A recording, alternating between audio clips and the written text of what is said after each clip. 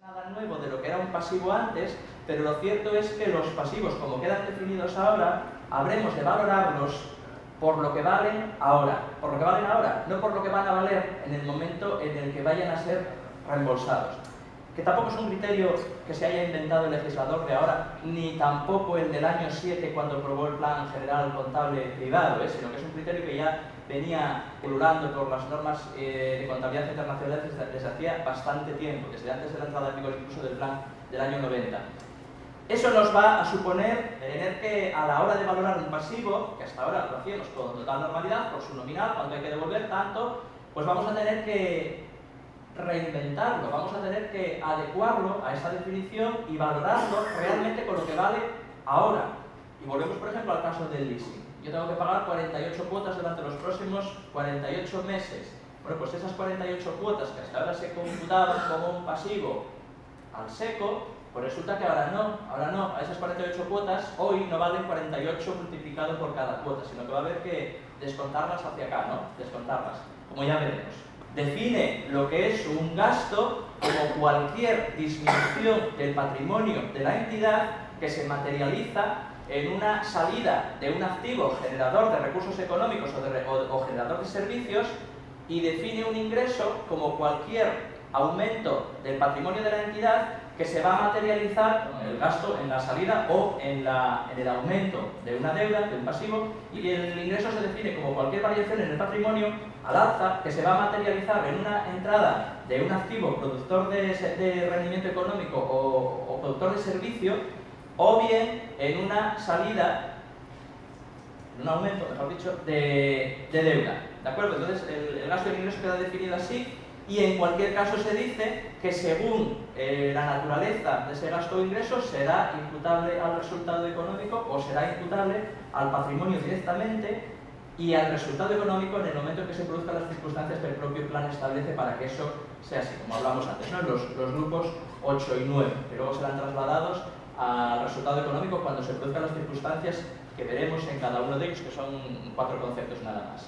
Bueno, pues a partir de esas definiciones, el plan pues habla de unos principios que tampoco son nuevos, aunque sí se modulan un poquitín. Se habla del principio del devengo, sobre todo. El plan tened en cuenta siempre el principio del devengo y os va a dar la pista para poder abordar cualquier operación que tengáis delante. El principio del devengo no dice que sea el más importante, pero es el que está detrás de toda la regulación del plan. El principio de no compensación, que ya conocíamos, el principio de uniformidad, la preocupación por que los criterios de valoración se mantengan durante toda la vida útil de los bienes, derechos u obligaciones valorados, y que si estos se modifican haya de informarse claramente en la memoria de por qué se han modificado, qué efectos tienen y qué efectos hubieran tenido en el pasado.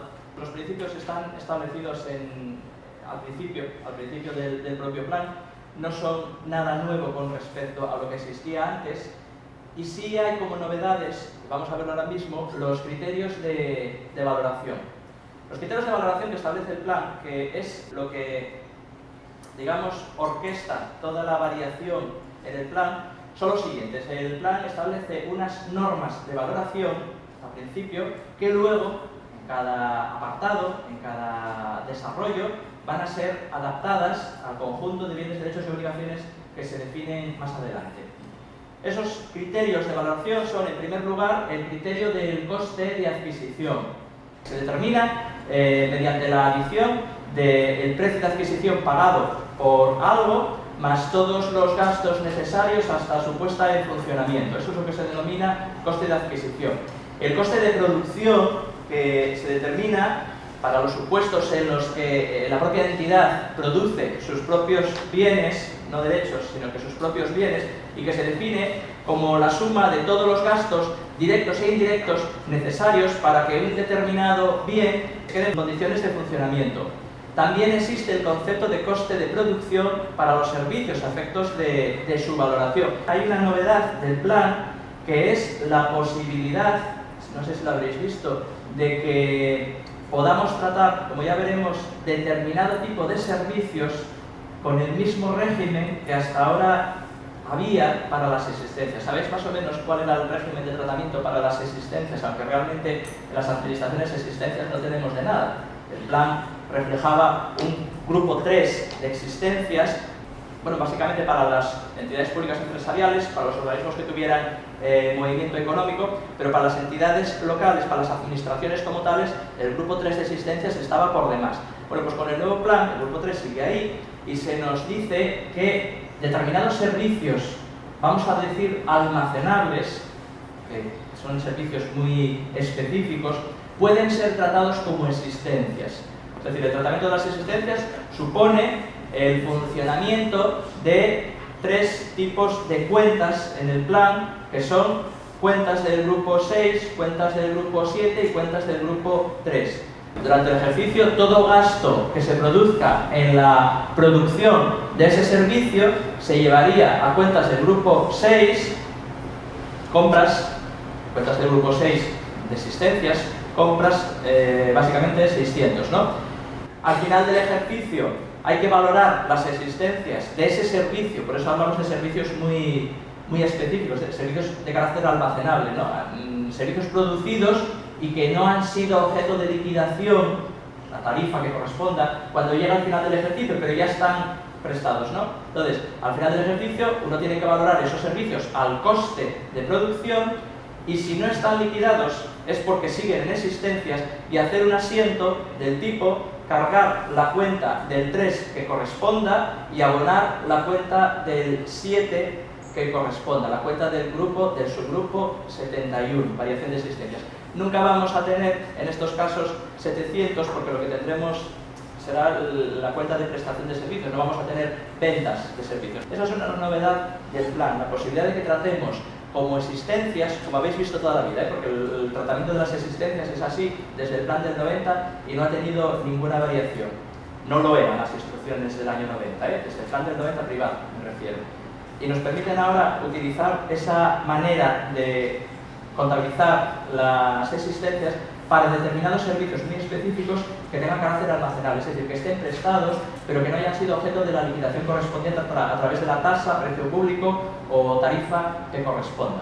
Podríamos hablar de servicios de carácter urbanístico, por ejemplo, cuando, principalmente en la emisión de licencias, es decir, hay una solicitud de emisión de licencia, cuando termina el ejercicio todo el trabajo está hecho, e incluso la licencia emitida y el servicio prestado, pero está sin liquidar, por ejemplo. Lo que trata el plan, como os digo, es de correlacionar el ingreso con el gasto. Y si ha habido un gasto importante en la emisión de licencias, tratar de que el ingreso que corresponde a ellas sea reconocido en el mismo ejercicio. ¿Cómo? Vía variación de existencias. Entonces, en el ejercicio siguiente, cuando se perciba al tener que dar vía variación de existencias el gasto, se va a compensar. Podría ser uno, ¿no? Podría ser uno. Servicios prestados que están pendientes de liquidar por la razón que sea. Tened en cuenta también que el término coste del servicio, por hilar con otra cosa que tenemos regulada de forma reciente, se parece poco al coste del servicio del que habla el artículo 116 ter de la ley 785 y como sabéis está siendo o fue objeto de desarrollo por orden ministerial, aunque digo está siendo porque la orden ministerial todavía no está publicada, aunque ya está cocida. Son distintos el coste del servicio que se determina para dar cumplimiento a lo dispuesto en el artículo 116 ter de la ley 785 con el coste del servicio que pretende el Plan General de Contabilidad, que es el coste de verdad. Y en cuanto al coste de verdad, el plan es consciente de que quizás que no tenemos la infraestructura adecuada para poner en marcha un verdadero sistema de costes. De hecho, incluso para las entidades de más de 50.000 habitantes, que como sabéis el plan obliga a que en su memoria incluyan el estudio de costes de los servicios que están prestando, incluso para estas se les ha dado una moratoria hasta el año 17 porque bueno, el legislador sabe que no estamos en condiciones de implantar un verdadero sistema de costes. Obligación que tenían hasta ahora y que se venía haciendo, ¿no? Pero bueno, creo que entiende el legislador que se venían haciendo churros. Creo, ¿no? Entonces, ahora mismo han dado una moratoria hasta el 17 para que se implante verdaderamente un sistema de contabilidad de costes que a nivel administración está regulado en una resolución de junio del año 11 de la IGAE y que tendrá que ser el referente para que calculemos el coste de nuestros servicios. De momento, realmente el plan dice que tenemos que valorar el coste del servicio imputando todos los costes directos y todos los costes indirectos, pero eso que tan fácilmente se dice en la práctica es complicado y no está precisamente bien desarrollado en la mayor parte de los casos. Junto con el coste de adquisición y el coste de producción, el Plan General de Contabilidad habla de lo que denomina por primera vez el valor razonable. Valor razonable que, pasado a limpio, es el valor de mercado, que en algún momento escuchamos, ¿no? El valor razonable viene a ser el valor de mercado. Y como el valor de mercado no es fácil de obtener, valor razonable en términos del plan del 2007, en términos del Plan General de Contabilidad del año 14, el valor razonable es el valor, como dice el plan, por el que se intercambiaría un determinado activo financiero o un determinado pasivo financiero en condiciones de igualdad con completa información entre dos partes independientes en un mercado fluido. Es decir, lo ideal para poder obtener el valor razonable es que el activo, de la clase que sea, está admitido a cotización en un mercado. Y si no lo está, porque realmente admitido a cotización hay lo que hay, nada más, si no lo está, el valor razonable nos dice que puede ser determinado mediante la utilización de signos externos, es decir, acudiendo a las operaciones realmente realizadas en el mercado, es decir, con testigos. Si vamos a determinar el valor razonable de un grupo de bienes, de inmuebles, en una determinada localización geográfica, pues ese valor razonable, de poder calcularse, que no siempre se puede calcular, de poder calcularse tiene que tener en cuenta obligatoriamente, si esos bienes no son sometidos a un mercado, a una negociación continua, tiene que estar obtenido a partir de los datos reales del mercado. Pues si se trata de inmuebles, pues a partir de los testigos de las distintas transacciones comerciales de inmuebles que existan en el área geográfica que estemos considerando, la representativa del bien que pretendemos valorar a valor razonable. El valor razonable va a ser luego, como veremos, tenido en cuenta en diversos apartados, tanto en el inmovilizado de carácter no financiero como en el inmovilizado financiero, sobre todo, porque es además donde más virtualidad despliega el valor razonable, en el inmovilizado financiero. Continúa el plan hablando del valor realizable neto, entendiendo que es el valor razonable descontándole los gastos de vender, es decir, no solo hay que ver en qué términos económicos se están produciendo las transacciones, sino que hay que ver qué tanto le cuesta al vendedor una transacción. Y eso es lo que el plan denomina valor realizable neto, es decir, lo que yo obtendría finalmente por vender este bien, no solo lo que me dan por él en el mercado, sino lo que me cuesta ponerlo en venta, ¿no? Comisiones, gastos de vender, lo que sea. También se habla, sobre todo cuando de pasivos y activos financieros se trata, el plan define lo que se denomina el coste amortizado. El coste amortizado es un concepto de aplicación a los activos y pasivos financieros. El coste amortizado es el valor que tiene un activo pasivo financiero inicial, el valor por el que se ha obtenido el activo financiero o el valor contraprestación por el cual ha nacido un pasivo financiero, corregido en las variaciones, en los deterioros que haya podido sufrir y en los intereses que se hayan podido devengar desde el principio hasta este momento. Y así dice que se van a valorar como veremos, los activos y pasivos financieros, pero junto con el valor coste amortizado, el plan habla también del valor actual de los activos y pasivos financieros para aplicar, como veremos, a ciertos casos. Y el valor actual de un activo pasivo financiero no tiene por qué coincidir con el coste amortizado de un activo pasivo financiero, porque el coste amortizado de un activo o pasivo financiero es el valor actual de los flujos que genera ese activo pasivo financiero descontados al tipo de interés implícito de ese activo pasivo financiero, mientras que el valor actual es esa misma cuenta descontada, utilizando como factor de descuento el tipo de interés de la deuda. Cuando, de acuerdo con la Ley Orgánica 212, se incumpla la estabilidad presupuestaria o la regla de gasto, tendrán que incluir, además de lo que dice la Ley Orgánica 212, las siguientes medidas: reducción de gastos, subida de tasas. De un plumazo nos cargamos todas las competencias impropias y aparte tenemos que pegarnos a un colindante.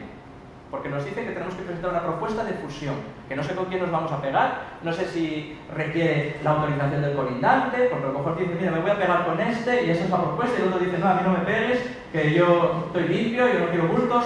Quiero decir, el requisito de una propuesta de fusión yo no lo entiendo muy bien, porque debe ser una propuesta, un brindis al sol. No sé si hay que plantear un acuerdo con el colindante, si no hay que plantearlo, si el colindante dice, si nadie quiere pegarse a mí, ¿yo qué hago? No puedo aprobar el plan, porque nadie me quiere. Bueno, yo decía antes que la estabilidad no era un corsé, pero ahora digo que sí es, porque a ver quién en su sano juicio es capaz de aprobar un plan con esas medidas tan terroríficas, ¿no? Yo espero y deseo que eso se modifique. Espero y deseo que eso se modifique por una razón, porque hay que diferenciar que uno se puede saltar la regla de gasto o la estabilidad por dos razones, porque las cosas están mal o porque están bien, y lo único que hago es utilizar mis recursos, que mira qué delito, ¿no? Entonces, si las cosas están mal y me he saltado la regla de gasto porque me he gastado más de lo que podía gastarme según mi presupuesto, o me he saltado el principio de estabilidad porque he liquidado en negativo. Recordad que el principio de estabilidad, la estabilidad presupuestaria tiene dos componentes básicos, ¿eh?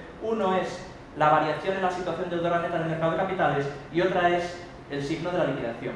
Si yo incumplo porque estoy mal económicamente, puedo entender que la ley de régimen local me imponga unas medidas que luego discutiremos si son muy fuertes, no son muy fuertes, si era necesario tanto, si no era necesario tanto, se podrá discutir. Pero en los supuestos en los que mi situación económica no es mala y simplemente lo que hice fue endeudarme por primera vez en la vida y tengo un nivel de endeudamiento del 0,3% hasta el 110 que me deja la ley, o 75 para inversiones, estoy en el 0,3 porque nada más pedí eso. Entonces, o bien lo que hice, la maldad que cometí, fue utilizar mi remanente de tesorería. Esa fue la maldad que cometí. Todo lo que ahorré estos años, que mira que yo le decía al alcalde, tú no te endeudes, tú ahorra, que luego lo pulimos todo de un golpe y verás qué pelotazo. Y ahora resulta que sale la ley y ahí me quedo amarrado en el banco y no puedo hacer nada más que para el banco y para el banco, ¿no? Entonces, si he incumplido por esa razón, espero y deseo que alguien sea capaz de modificar ese artículo y que se restrinja a los supuestos en los que el incumplimiento es solo porque realmente mi situación es negativa. También os diré que el Ministerio está pasando de ese artículo, pero bueno, que sí. Yo, claro, por más que en la práctica estén pasando de él y se están aprobando planes económicos financieros que dicen, con respecto a 116 bis no voy a hacer nada, así, con esas letras, ¿no? Nadie está haciendo nada porque recordad también que la Ley Orgánica 212, cuando de entidades distintas del artículo 111 de la Ley de Haciendas Locales se trata, el plan económico financiero, ¿qué tramitación lleva y qué camino lleva? Ninguno. El boletín murió ahí, ¿no? Lo aprobáis al pleno y al boletín. Y el boletín, pues no lo debe leer nadie. Entonces, se está produciendo la aprobación de esos planes. Yo sé que en el Ministerio están haciendo la vista gorda con el artículo 116 bis, pero eso no es riguroso. Es decir, si efectivamente nos hemos dado cuenta que 116 bis es una aberración, corrijámoslo. Aunque sea por la vía esa de la corrección de errores que de un tiempo a esta parte vale para todo, ¿no? Es que pusimos y lo teníamos que poner. Pues lo que os quería comentar con ello es que el capítulo 8 de activos financieros, que en general no ha tenido mayor virtualidad, salvo para los supuestos esos de la concesión de préstamos al personal, solía ser para lo que no teníamos en el 830, para los préstamos al personal, para dar cumplimiento a aquel decreto ley del año 29, para que luego digan que aquí las normas no duran. Bueno, pues para aquel decreto ley del año 29 sí se computa o sí se consigna en el capítulo 8 los préstamos al personal. Fuera de ahí no había márgenes. Y lo que os quería decir es que conforme está ahora la normativa, regla de gasto, estabilidad en este caso no nos afecta. Bueno, pues puede ocurrir eso, puede ocurrir precisamente que este año el presupuesto de ingresos tenga una subida importante porque hemos hecho la revisión catastral, que no son medidas fiscales de las que podemos utilizar para incrementar la regla de gasto. Una revisión catastral no vale para nada a esos efectos, ¿no? Hemos hecho la revisión catastral, el IBI ha subido y encima es una subida consolidada que se queda ahí cada año más. Y resulta que no lo podemos gastar. Que también no es fácil de explicar eso, ¿eh? ¿Y qué hacemos con el IBI? Guardarlo. ¿Pero para cuándo? No sé. Para cuando modifican la ley. No se puede hacer nada con ello. En esos casos, ahora sí que, pues sí es posible, sí es factible que en el presupuesto sobren recursos. Y como sobran recursos, puedo hacer dos cosas: o aprobar el presupuesto con un superávit de no sé cuánto, gracias al IBI, o destinar esos recursos a la adquisición de activos financieros que no me afectan a la regla de gasto. Y bueno, tienen una rentabilidad, que no sé para qué la quiero, porque no puedo gastar lo que tengo, no sé para qué quiero más rentabilidad, pero bueno, que amontone ahí, porque el día de mañana, cuando me digan que esto ya se puede gastar, que a lo mejor lo dicen, cuando todos ya se pongan a flote, que no sé cuándo será, pues entonces igual puedo pulirlo todo de un golpe y dirá mi alcalde que claro, va a pulirlo el siguiente, quería pulirlo él, bueno, pero la vida es así, y puedo adquirir activos financieros, con lo cual, ahora mismo, conforme está la normativa de estabilidad presupuestaria, sí puede tener virtualidad el capítulo 8 de activos financieros, que precisamente se carga a la cuenta con dígito 1, el final, ¿vale? 400.01. La 400.03, que se denomina otras deudas, es la que se usa para los gastos, servicio de la deuda e inversiones, es decir, capítulos 3, 9 y 6. La 400.03 es la que se usa para ese tipo de gastos. Y tratándose de el pago, el reconocimiento de obligaciones por capítulos 3, 6 y 9, es decir, los que irían al 400.03, en los que la contraparte es una entidad del grupo, multigrupo o asociada, cuando la operación es con una de esas entidades, en vez de utilizar la 400.03, utilizaremos la 400.02. Bueno, este desglose, que es novedoso y no sé si tiene mucha utilidad o no, pero bueno, aquí seguramente que sois todos usuarios, sobre todo en Andalucía, de SICALWIN, de AITOS, todos. Bueno, entonces estamos en la misma. Cuando AITOS adapte SICALWIN a la norma, seguramente los he hecho, ¿no? Pero hay que tener cuidado luego a la hora de definir las aplicaciones presupuestarias que tengan la cuenta correspondiente y sobre todo, hay que tener cuidado de imputar las operaciones a sus correspondientes capítulos y a sus correspondientes cuentas, y si se nos puede producir la posibilidad de que una determinada operación que está en un determinado capítulo de gastos en realidad debiera estar en otro, ¿vale? Por si tenemos que hacer modificaciones de cuenta en uno o en otro sentido. Entonces, bueno, cuando nos hagan la adaptación, que nos la harán en breve, pues nos vincularán la cuenta correspondiente a la aplicación presupuestaria correspondiente. Que bueno, a ver cómo nos lo hacen, ¿no? Porque ahora mismo las aplicaciones presupuestarias están imputadas, como sabéis, a los gastos por naturaleza, a la cuenta de imputación, a la que sea, y de alguna manera pues hay que decirle que este 400 pues tiene un apellido en función del capítulo que corresponda, ¿vale? Y que a lo mejor la naturaleza de ese capítulo en el presupuesto no es la naturaleza de la operación en contabilidad. Tendremos que tener la posibilidad de variarlo, y si no nos dejan variarlo, tendremos que hacer luego directamente asientos negativos y positivos, nunca contrasientos que desvirtúan el sentido del debe, del haber y de los saldos de esas cuentas. Bueno, la realización del pago efectivo, primero que nada, la P aquí ya desaparece. La P ya desapareció hace tiempo, ya le perdimos la pista hace tiempo desde el punto de vista contable. Presupuestariamente sigue existiendo la P, y sigue existiendo porque además tenemos una ley de haciendas locales que dice que antes de pagar hay que ordenar el pago, y por eso está el alcalde, para ordenar los pagos, ¿no? O la unidad central de tesorería en ayuntamientos grandes, si la hay.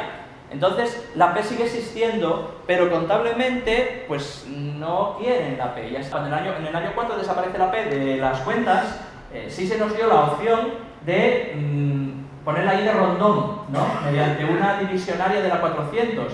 Divisionaria que sois conscientes de que luego la plataforma del Tribunal de Cuentas no le gusta, ¿a que sí? Y nos pone que el saldo no cuadra, y hay que decirle que sí, hombre, que es por esto, ¿no? Y esa incidencia, aunque saben por qué es, la saltan igual, ¿no? Entonces, bueno, simplemente se explica por qué no cuadra, y dices, es que yo como uso la P, porque soy el antiguo usante, me gusta poner la P, pues por eso no cuadra. Ahora ya han terminado también con esa posibilidad. Ya no se puede utilizar una divisionaria de la 400 para reflejar la P, con lo cual, pasado limpio, en el SICALWIN seguiremos teniendo la fase P, porque la fase P no murió, sigue existiendo, seguimos teniendo la ley de haciendas locales, seguimos teniendo el decreto 500/1990, y la fase P existe. Lo que no va a existir es el reflejo contable ni puede existir con carácter optativo como existía hasta ahora el reflejo contable en la contabilidad, por lo cual la aplicación contable tiene que permitirnos la P, porque luego además, como veremos en las cuentas anuales, la P está ahí y hay que dar información sobre las ordenaciones de pagos, es decir, la P sigue ahí, pero contablemente no hay cuenta, ni la hay ni la podemos tener. De tal manera que los pagos van a ser directamente un cargo en la cuenta 400 con la divisionaria que corresponda y un abono a la cuenta que corresponda del subgrupo 57, sin posibilidad de que haya una por el medio, que a lo mejor también fue un poco, no sé, sin sentido quizás la posibilidad que se nos dio de que la P tuviese una divisionaria de la 400, porque realmente lo que nos interesa es la información presupuestaria de la fase P y el poder saber, porque tenemos que dar cumplida cuenta de ello, de qué aplicaciones presupuestarias, las aplicaciones que llegaron a fase P, las operaciones que llegaron, las que no llegaron, las que se pagaron, las que no se pagaron, pero contablemente que existiera una 400, 0 no sé qué, con la P, realmente no nos aportaba nada. Lo único que nos aporta es la incidencia en la plataforma, ¿no? Que quedan gochones esas incidencias. No presta mandar la cuenta con esas incidencias ahí explicadas, diciendo que ya sé que está mal, pero ¿qué voy a hacer, no? Cuando realmente no tenía demasiado sentido. Yo creo que está bien, si es que querían quitarlo, pues quitarlo. Y si es que querían quitarlo en el 4, pues quitarlo en el 4. No fue conveniente darnos la opción. Opción que yo no sé si vosotros la decidisteis. Yo no la decidí, la decidió, creo que Aitos, de mano, ¿no? Alguien os preguntó si queréis la P en la contabilidad, no parte. De repente había ahí una cuentina y cuando hacíais la P aparecía. ¿Y qué os aportaba esa cuentina? Nada. Si la P ya sabes, tenéis la información por otro lado. Solo os aporta la incidencia. La realización del pago en formalización no tiene diferencia con respecto a la realización del pago en formalización que hacíamos hasta ahora. Se utilizará la cuenta de formalización que tendrá un asiento correspondiente en el debe, porque algo habremos cobrado para poder pagar en formalización. Los reintegros de corrientes funcionan de esta manera. Cargaríamos el efectivo, la cuenta del subgrupo 57 que correspondiese, con cargo a formalización y acto seguido vamos dándole marcha atrás a todo lo que hemos hecho para llegar a la R, ¿no? Estos dos asientos que tenemos aquí ahora mismo en pantalla anulan la R y hacen que entre el dinero en el banco otra vez. Es decir, entra el dinero contra formalización y acto seguido me cargo el apunte de formalización otra vez contra la cuenta acreedores por obligaciones reconocidas. En definitiva, estoy cargándome la R, pero en vez de dejar un apunte negativo en la cuenta del banco, lo sustituyo por un apunte positivo, que no tiene más, ¿no? Si el reintegro conlleva la anulación de toda la operación, que es lo normal, pues haríamos como hacemos ahora. Haríamos con signo negativo todos los asientos anteriores, ¿no? El reconocimiento de la obligación, la A, la retención.